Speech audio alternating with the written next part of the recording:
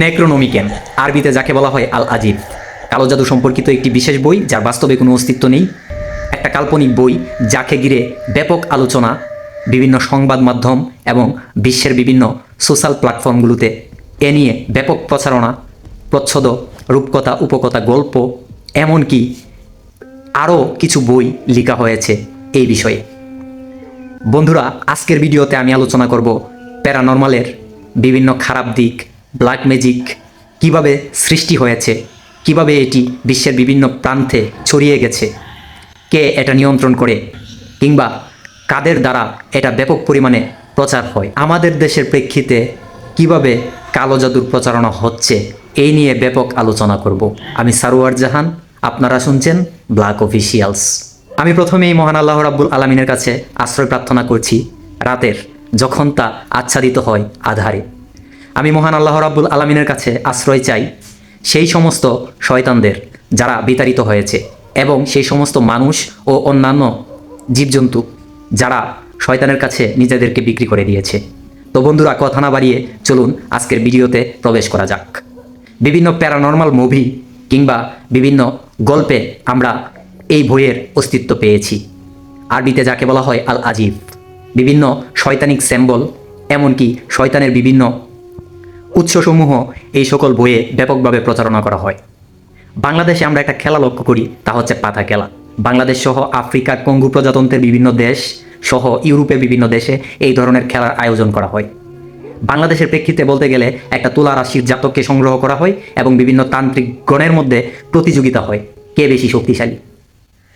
এমনকি আমরা যখন বিভিন্ন শহরে, বন্দরে কিংবা বিভিন্ন জনবসতিপূর্ণ এলাকাতে প্রবেশ করি, তখন লক্ষ্য করে দেখে থাকি বিভিন্ন ধরনের পোস্টার, যেখানে কালো জাদু, বানটুনা ইত্যাদি নিয়ে ব্যাপক প্রচারণা হয়ে থাকে। তারা গোপনে এগুলো প্রচার করে, এমনকি তারাও কিন্তু শয়তানের এই সিম্বলগুলোকে উৎসাহিত করে। তো যাই হোক, যখন সুলাইমান আলাইহিসসালামের আগে হারুত মারুত ফেরেশতা এই পৃথিবীতে এসেছিল, নিষিদ্ধ হয়েছিল তারা আল্লাহর দরবার থেকে। তাদের দ্বারা কিছু জ্ঞান মানুষের মাঝে এবং জিনদের মাঝে ছড়িয়েছিল। ইসলামিক দৃষ্টিকোণ থেকে তখন থেকেই কিন্তু এই ধরনের অন্ধকারের চর্চা মানুষের মাঝে ছড়িয়ে গেছে।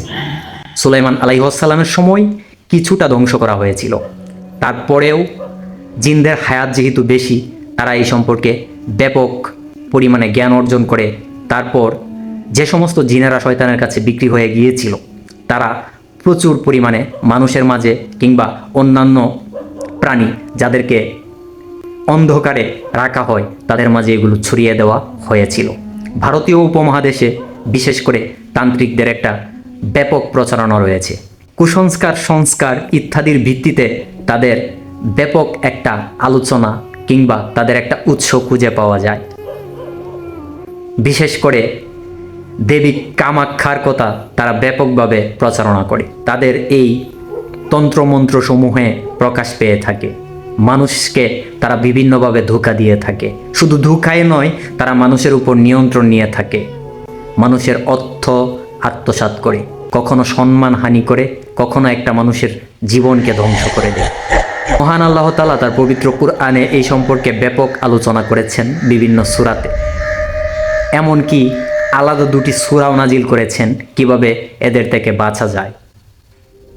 তো যাই হোক বন্ধুরা, আজকে আমি যে বিষয়টা নিয়ে কথা বলবো তা হচ্ছে বোডো ব্ল্যাক ম্যাজিক, অর্থাৎ পুতুলের উপর সুই ঢুকিয়ে কিভাবে একটা মানুষকে ধ্বংস করে দেওয়া হয়। বিশ্বাস করাটা বা না করাটা আপনার একান্ত ব্যক্তিগত ব্যাপার। আপনার বিশ্বাসে আমাদের কোনো হস্তক্ষেপ নেই। যদি আপনি মুসলিম হয়ে থাকেন তাহলে অবশ্যই আপনি জিনে বিশ্বাসী।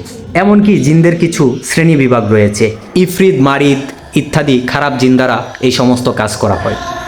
আর বোডোরা তাদের এই তন্ত্রমন্ত্রের সাহায্যে এই ধরনের কাজগুলো মানুষের ক্ষতি সাধনের লক্ষ্যে করে থাকে। তারা শয়তানের কাছ থেকে বিশেষ ক্ষমতা নিয়ে থাকে এবং মানুষের ক্ষতি সাধন করে।